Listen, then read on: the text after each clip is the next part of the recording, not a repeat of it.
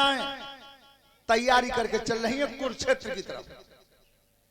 लड़ाई के लिए मैदान कौन सा चुना था? कुरुक्षेत्र, हरियाणा में पड़ता है। कुरुक्षेत्र हरियाणा में पड़ता है, लेकिन इस कुरुक्षेत्र को ही क्यों चुना? लड़ाई के लिए वहां स्थान चुना।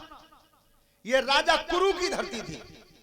महाराज कुरु ने हल चलाया था और हल और बैलों से इस धरती को कमाया था।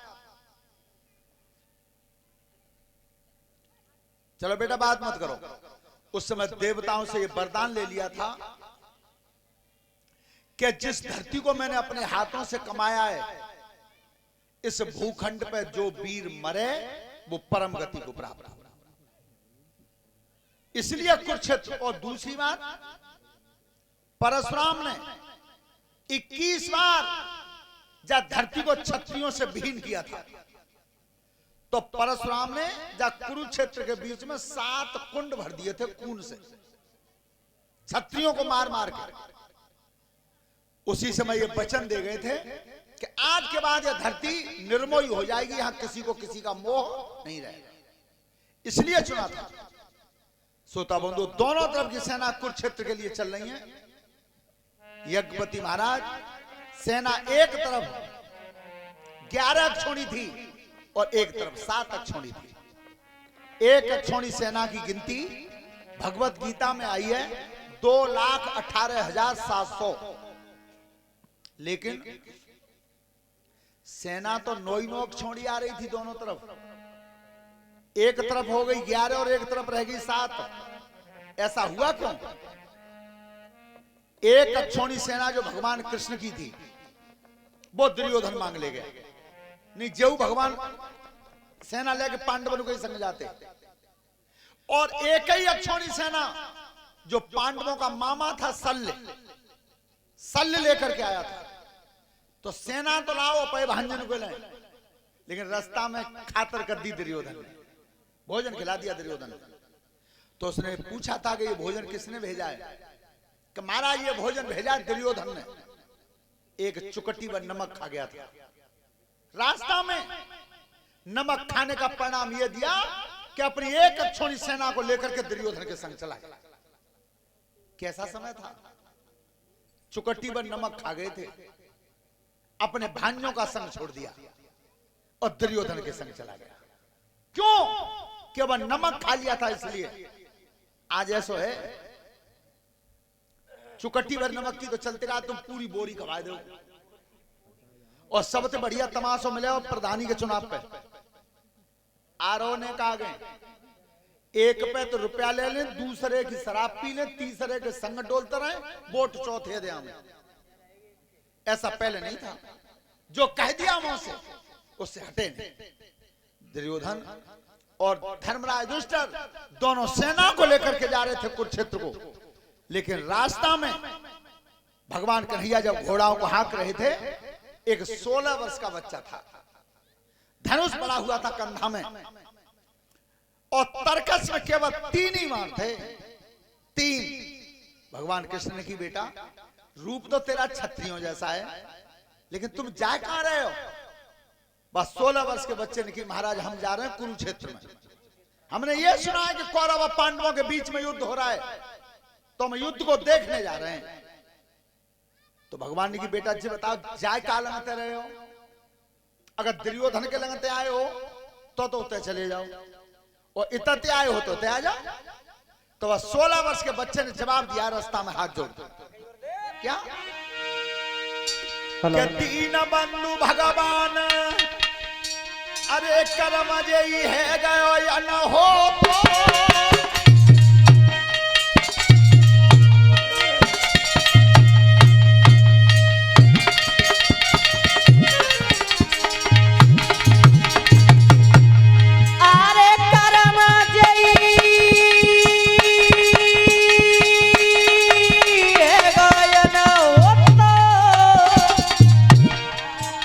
और कहा करूं कि बचाऊं तो नहीं, एक उन्हीं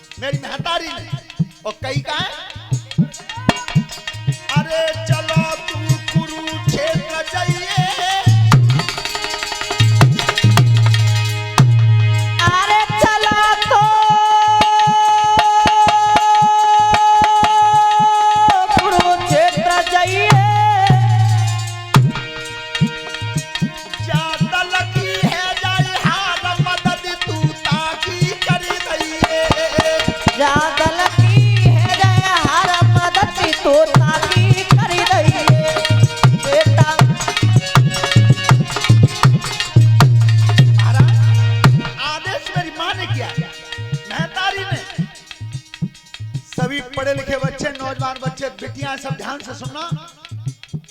रामायण महाभारत किसी भी पुराण को आप खोल के देख लेना, मां शब्द लिखा मिलेगा, महतारी शब्द लिखा मिलेगा, अम्मा शब्द लिखा मिलेगा, मैया शब्द लिखा मिलेगा, पर ये मम्मी कहीं नहीं मिलेगा, कहीं नहीं। ये किसी भी इतिहास पुराण में देख लेना। रामायण में भी लिखा है कि थोड़ी बात न पिता दुखारी, ना प्रतीत मोय महतारी। ये महतारी शब्द रामायण में है। तो आज तुम काऊ घर में चले जाओ, सिवाय मम्मी के अलावा दूसरी बात ही नहीं। अच्छा चलो मम्मी बन गए, मोम क्या चीज है मोम? अभिवादन देखा है तुमने? पहले हमारी माताएं बहनें जब बच्चे गोद में लेती और रिश्तेदार जब विदा के जाते तब कहती लला फूफा जा रहे हैं, राम राम कर लो, नमस्ते कर लो। और अब लला तो कह रही है लला फूफा जा रहे हैं, कर दिए टाटा। टाटा का चीज है? सेठ को नाम है टाटा। विचार करो, ऐसे भारत की संस्कृति के जो शब्द हैं वो औलाद को सिखाओ। तो आज भगवान कृष्ण कह रहे हैं बेटा तू हारते हुए भी मदद करेगा, तो फिर तेरा परिचय क्या है, तेरा नाम क्या है, और तेरे माता पिता कौन है? तो आज वो 16 वर्ष का बच्चा भगवान कन्हैया को अपना परिचय बता रहा है। क्या बताया? अरे भीमसेन को मीनाती और घटोत्कच को राजकुमार, और मोर भी माता हमारी कहिए, और बब्बरी है नाम हमारा।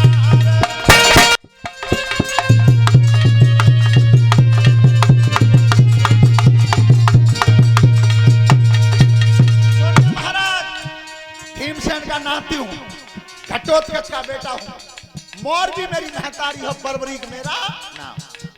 क्या हथिया रहा मेरा हूं मैं, समर देख में आया हो।